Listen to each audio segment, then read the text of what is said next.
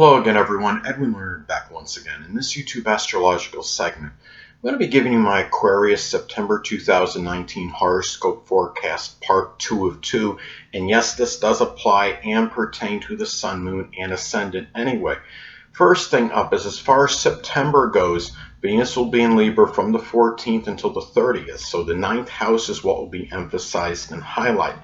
At this time, well, this could manifest in finding a Libra lover that might be a foreigner. It could be a Libra sun, moon, or ascendant person, or simply one that embodies Libra characteristics. Having enjoyment, perhaps, of Libra things with in-laws, grandchildren. It could be like a Libra-like activities such as sports connected with balance, such as gymnastics, tennis, or playing some Libra type of game like Jenga, because that involves balance, of course, or playing some Law and Order game, or anything that could be Libra related.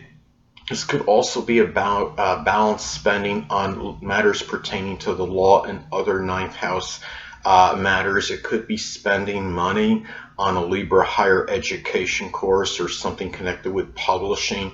It could be something associated with the law, such as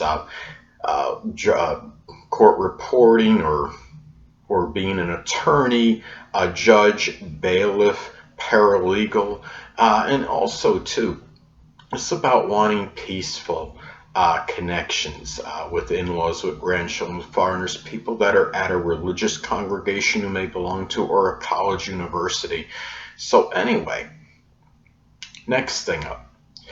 Well, Mars will be in Virgo, so the 8th house is what will be emphasized and highlighted. Now, some cases, this could manifest or pan out in some kind of Virgo-related surgery, such as something with the spleen or some intestinal issue. It could be something, too, where, I mean, looking at this, the situation with an intimate partner or sexual partner may be more contentious and acrimonious than usual. It could be arguments pertaining to diet, health, hygiene, something service related. It could be also about becoming angry at an overly frugal or even parsimonious sexual partner, someone you're in an intimate relationship with, a shared resources scenario with. And if you're unattached at this time, Aquarius, you may connect with a Virgo sun, moon, or ascendant person, or simply one that embodies Virgo characteristics. It could be for a very deep sexual connection, something that is simply not superficial or frivolous. And also, too, this could also be about putting a lot of vitality and energy into really industrious transformation, or it could be just a health transformation, such as working out vigorously, changing the body in some cases. So those are some ways that this could manifest and pan out. And also, too, this could be about really that Mars can be about what drives you, and it could be about what could drive you at this point is doing something, some kind of analytical psychology, analyzing people psychologically, or maybe wondering what makes people tick at this point. It could also be about putting a lot of energy into maybe not just analytical psychology, but anything 8th house related, such as something with the occult, astrology, supernatural. So anyway,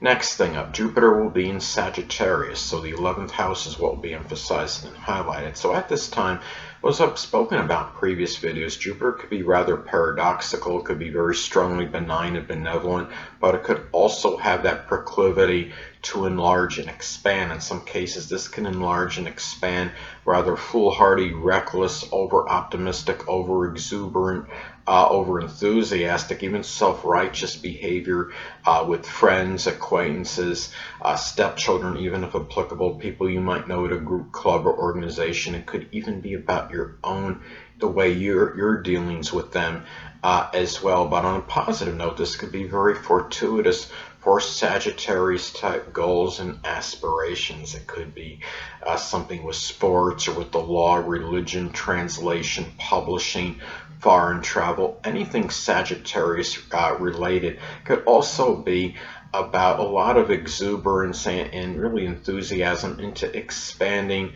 your horizons as far as friends and acquaintances go, or even groups, clubs, and organization. And it could be looking at a very positive future at this time, and really about a lot of hope and optimism through really perhaps religion with friends, with acquaintances, and even this could also expand jocularity, joviality with 11th house people at this time as well. So anyway, well, the next thing up is Saturn will be in Capricorn still, so the 12th house is what will be emphasized and highlighted. So at this time, well, some cases this may manifest in really where the unknown could put you in a state of fear or trepidation at this time. In some cases, this could be about the loss of a father or some kind of or an older person in your life that figured prominently in your life. It could be something too where you might be more introverted and introspective than usual, even reclusive. I have this placement natally, and I've become that way. I've become somewhat reclusive over the years, and have really I've gotten really inundated with a lot of criticism for that, unfortunately, for just being myself. But at least in this case, in most cases, this is just a transit, unless you have Saturn in your 12th house natally, of course, like that 1 in 12 probability. But most of you are just getting this by transit, luckily enough for you. But on a positive note, this could also be about working laboriously in solitude and seclusion. It could be doing something Capricorn related. It could even be doing some kind of mundane general work, such as working at night stock in a retail place, or something connected with business, or some political related matter, or anything Capricorn related. Also, too, in some cases, this could be a time to, again, being very introspective, and it could be about discarding and trying to throw out what's frivolous and what's unimportant in your life at this time, what may be inhibiting you and holding you back. And just be careful, because in some cases that really, when you look at this, some kind of betrayal or some kind could get you into some kind of a negative situation at this time. Remember, this is the house, 12th house is the house of deception, duplicity. Saturn can be about difficulties and problems. So you understand basically what I'm saying at this time. And also, too, it might be a period, too, where we're looking at this. This could also be about taking responsibility for your fears and what could actually be holding you back at this time as well. And anyway, in some cases, too, older people can actually be a hidden adversary. So be careful as far as that goes at this time, Aquarius. Well, and also, in some cases, this could also be about taking care of a debilitated or sickly aunt or uncle, someone prominent in your private life. It could be something Capricorn related, such as something with the knees, the bones, the joints, and maybe making you feel somewhat despondent and melancholy, or even succumbing to some kind of despondency in general for yourself at this time. Because 12th house is the house of mental health, mental illness, and remember, Saturn is that sad planet. So just be cautious at this time. A lot of this could be predicated and dependent on aspects this makes to points in your chart. If it makes an adverse aspect to your natal Mercury, even your 3rd house cusp, it could increase that propensity. Next thing up, Uranus will be in Taurus still, so the 4th house is what will be emphasized and highlighted at this time. Well, this could simply be about maybe being shocked or surprised at something associated with your roots, your ancestry, or simply using the internet to delve into those matters at this time. You might be dealing with certain unusual, stubborn, obstinate behavior from home family members, people that are prominent in your home life. It could be someone that you're close to home with, the less dominant parent, which is often the mother. You might find yourself at this time too doing something Uranus related out of your home. It could be something connected with esoteric subjects, astrology, something with aerospace, astronomy, computers, electronics, but it all could also be a period of instability and really in your home life, where your home life may be somewhat erratic and sporadic. I have this in my progress chart right now, and I have moved so many different times during this period. It's not even funny. Hold on a moment, people.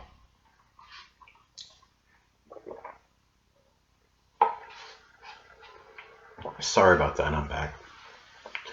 But anyway, it could also manifest in some cases in Uranus-like traditions, such as something connected with me going to something associated with computers or electronics, like a computer or electronics fair, something associated with astrology, anything that could be Uranus related, going to some kind of maybe a fair that's associated with innovation, new technology. And also it could be about looking at yourself. I mean, at the core, you might be expressing some maybe unusual qualities that you may have at the core that maybe you weren't cognizant of before, or maybe some even unusual, stubborn, Taurian-like behavior that comes as a surprise to others. So that may be at the core anyway. Next thing up, Neptune will be in Pisces still, so the second house is what will be emphasized and highlighted. Now at this time, sadly, some cases this could manifest in the dissolving or dissipation of your assets, something of a monetary nature, but it could also be about doing something Neptune related in terms of generating income. It could be doing something with the metaphysical, which includes astrology, photography, chemistry, something connected with illusion, poetry, dancing, anesthesiology, some work with chemicals, pharmaceutical work. And also too, it could be a period where you may be more self-sacrificing in monetary matters with your resources, your possessions, but it could also be about some confusion, connection with your self-worth at this time as well.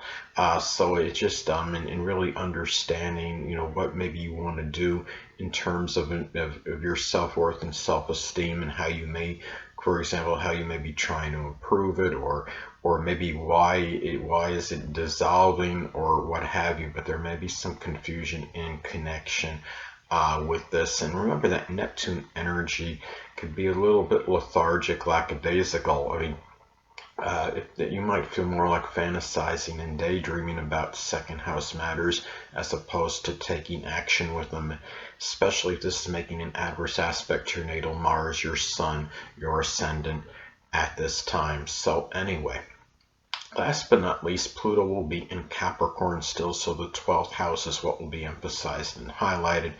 This could manifest in some cases in powerful hidden adversaries. I know a lot of you don't want me to say the dreaded D word, but I'm going to anyway. In other cases, this could be about the actual literal death of an aunt, an uncle, someone prominent in your private life. It could be some cases. It could be a hidden adversary, and if it's hidden, you may not know about it when it actually happens, because this is the hidden adversaries are going to be hidden. But the thing about it is, and doesn't mean you might not find out about it later on. But anyway, point being, this is something where, looking at this could be about doing something Plutonian in solitude and seclusion, such as something with astrology, the occult, supernatural. There could be some cases, some kind of sexual inhibition or limitation transpiring at this time as well. And it could be about dealing with power control issues in your private life, and you might feel like your power and control over certain things have some limitations or restrictions at this time, and also being overly, in some cases, power hungry or obsessive or fixated, and really being overly domineering might be really your own self-undoing at this point, Aquarius. So those are some ways that this could pan out. In some cases, this could be about, in isolated cases, about getting some kind of plutonian type mental illness, but very isolated, such as something connected with something obsessive or compulsive issue. But again, a lot of this could be predicated independent on aspects this makes to points in your chart, such as if it makes an adverse aspect to your natal Mercury or third house cusp at this time. So anyway, people, that'll conclude this YouTube astrological segment for my Aquarius September 2019 horoscope forecast part 2 of 2. And stay tuned next time, where I'll be giving you my Pisces September 2019 horoscope forecast part 1 of 2. Two things I want to get with you on before I head out. Firstly, the stars may impel but do not compel. And secondly, never isolate any single astrological element, aspect, planetary placement, position, configuration, influence, or what have you, and make an analysis of a person, astrologically speaking, based on this alone, because astrologically speaking, the person is the sum of all their components in their natal chart and not just one. Until next time, people, stay well.